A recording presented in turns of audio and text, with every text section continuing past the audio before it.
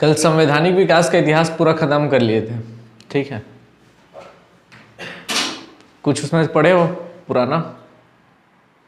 Question वैसे ही आएगा, year से रिलेटेड पूछा जा सकता है और उसमें क्या क्या प्रावधान थे इससे रिलेटेड। उसी से आगे बढ़े कि कुछ पूछना है उसमें, बताओगे? पूछो क्वेश्चंस। एक बार पूरा पढ़ना है तुम लोग, फिर से उसका एक टेस्ट कर लेंगे, ठीक है। टेस्ट में फिर पूरा क्वेश्चन देते। इसी में एक याद रखना, कैबिनेट मिशन पढ़े थे। कैबिनेट मिशन कब आया था? 1946 में। कैबिनेट मिशन के तहत ही जो संविधान सभा है उसका गठन किया गया था, ये देखे थे कल के क्लास में। अंतिम रूप से जो संविधान सभा का गठन किया गया और संविधान का जो निर्माण करने के जिसमें प्रावधान था, वो मिशन कौन सा था? कैबिनेट मिशन था, ठीक है। कैबिनेट मिशन में ही प्रावधान क्या था कि एक संविधान सभा का गठन किया जाए। यह प्रावधान किसमें था? कैबिनेट मिशन में। और इस संविधान सभा में जो सदस्य होंगे उसकी संख्या भी निर्धारित की गई थी। इसमें 389 सदस्य होंगे, यानी संविधान सभा में जो सदस्यों की संख्या होगी वो 389 होगी, ठीक है। याद रहेगा।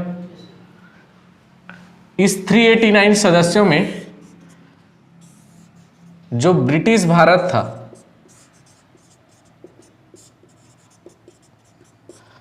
उसके 296 सदस्य थे। कितने थे? 296। जबकि एक था देसी रियासत, इसके 93 सदस्य थे, ठीक है। यानी इसी जो 389 सदस्य होंगे कहा गया था, इसमें 296 सदस्य ब्रिटिश भारत से थे और देसी रियासत से कितने थे? तो 93। इतना ही हो रहा है ना टोटल ऐड करने में, 389। इस 296 में भी 11 ब्रिटिश प्रांत थे, तो 11 ब्रिटिश प्रांत से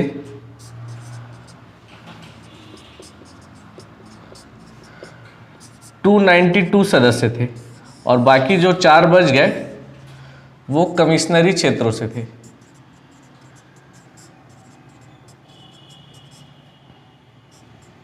यहां से 4 थे। यानी टोटल सदस्यों की संख्या जो संविधान निर्माण के लिए तय की गई थी वो कैबिनेट मिशन द्वारा कितनी तय की गई थी? 389 सदस्य तय किए गए थे। उसमें से जो पूरा ब्रिटिश भारत था, ब्रिटिश भारत मतलब जिस पर ब्रिटिश का नियंत्रण था, और देसी रियासत मतलब जहां पर राजा शासन कर रहे थे उस समय भी, ठीक है। पूर्ण रूप से ब्रिटिश के हाथों में अभी नहीं गया था, वहां छोटे छोटे जो राजा है वो शासन कर रहे थे। तो ऐसे राजाओं के जो सदस्य 93, ठीक है, और 296 किसमें से? ब्रिटिश भारत में से। इस ब्रिटिश भारत को भी 2 भागों में बांटा गया था, ब्रिटिश जो 11 प्रांत थे और कमिश्नरी क्षेत्र। तो यहां से 4 और यहां से 292। याद रहेगा संख्या। 389, 296, 93, 292 और इधर 4, ठीक है। जब इसका चुनाव हुआ तो फिर लगभग 208 सदस्य इसमें कांग्रेस से जीते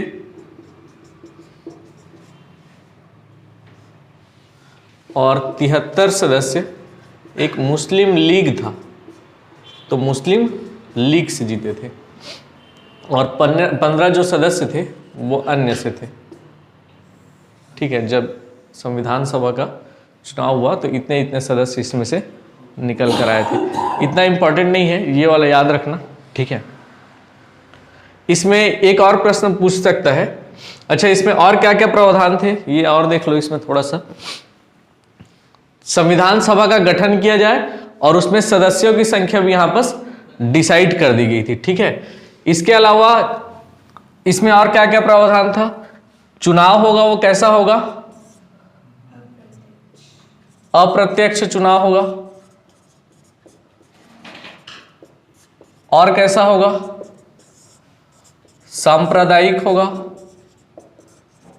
अप्रत्यक्ष मतलब डायरेक्ट हम लोग नहीं चुन रहे थे, जो संविधान सभा के सदस्य थे पहले विधानमंडलों से चुना जा रहा था, विधानमंडल के सदस्य को हम चुन रहे थे और विधानमंडल के सदस्य संविधान सभा को चुन रहे थे। ठीक है ना? कौन सा वाला? अप्रत्यक्ष मतलब इनडायरेक्ट। ठीक है, इंग्लिश में किसको बोलना है बताओ? ब्रिटिश भारत, ब्रिटिश इंडिया, क्या? गठन मतलब निर्माण करना, कंस्ट्रक्शन उसका। ठीक है, संविधान सभा का जो कॉन्स्टिट्यूट किया जा रहा था उसको, जो गठन मतलब नहीं समझ रहे हो, नॉर्मल हिंदी है वो। हाँ, संविधान सभा का गठन किया जाना मतलब उसको बनाना, निर्माण किया जाना उसका। ठीक है, अप्रत्यक्ष चुनाव यानी इनडायरेक्ट इलेक्शन, हम लोग डायरेक्ट उसको नहीं चुन रहे थे। ठीक है, सांप्रदायिक मतलब कम्युनल जो इलेक्शन था, कम्युनल इलेक्शन मतलब जो जिस समुदाय से बिलोंग करेगा वो उसी समुदाय के सदस्य को वोट करेगा। अगर विधानमंडलों में पूरे मुस्लिम हैं तो उसका जो प्रतिनिधि है, अगर कोई मुस्लिम कैंडिडेट खड़े होगा तो उसका चुनाव केवल मुस्लिम सदस्य ही करेंगे। अगर कोई सिख है तो सिख से ही करेंगे। और इसमें 3 ही प्रकार के सांप्रदायिक में इसमें किया गया था, एस, एम और एस। एस का मतलब क्या है? सिख। इस एस का मतलब मुस्लिम और इस एस का मतलब सामान्य। सामान्य मतलब जिसमें सिख और मुस्लिम ना हो, ऐसे लोग को सामान्य कहा गया। बाकी जो खड़ा होगा वो सामान्य, उनको सामान्य प्रतिनिधि चुनेंगे। ठीक है, और साथ ही साथ ये आनुपातिक था, आनुपातिक रूप से चुना गया था, यानी प्रत्येक 10 लाख में एक कैंडिडेट।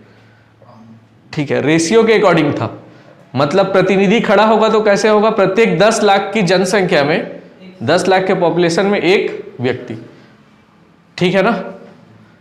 तो ये सब किसमें था? कैबिनेट मिशन में। और फिर अंतिम रूप से जो संविधान का निर्माण किया जा रहा था इसी मिशन के तहत किया गया था। ठीक है, कैबिनेट मिशन। ठीक है ना? तो ये था कैबिनेट मिशन। इसी में ही फिर संविधान का जब निर्माण चालू होता है तो संविधान सभा की फिर अलग अलग बैठकें होती हैं। ठीक है,